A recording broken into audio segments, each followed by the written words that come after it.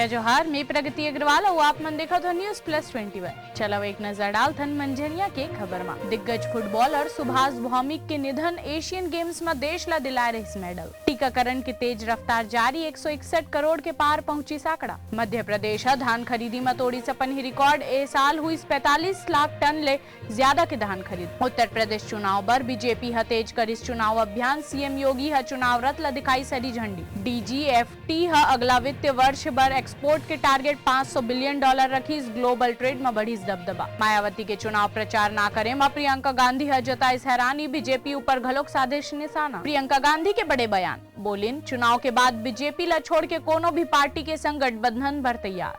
मुंबई में महिला के कपड़ा में छिपाइस लगभग 4 किलो ड्रग्स समुद्री जहाज ले ऑस्ट्रेलिया भेजे के रही तैयारी। एनसीबी अंधेरी में करी जब्त। केंद्र सरकार अखिल भारतीय सेवा के अधिकारी के प्रतिनियुक्ति में अधिक अधिकार मांगिस। छत्तीसगढ़ संघीय ढांचा के खिलाफ बताइस। मुंबई में ताड़देव इलाका के 20 मंजिला कमला बिल्डिंग में लगी आग। 19 लोगन ला करे गई रेस्क्यू।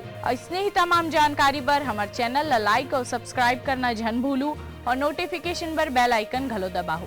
आप मन देखा तो न्यूज प्लस 21 आप मन के हक के बाद।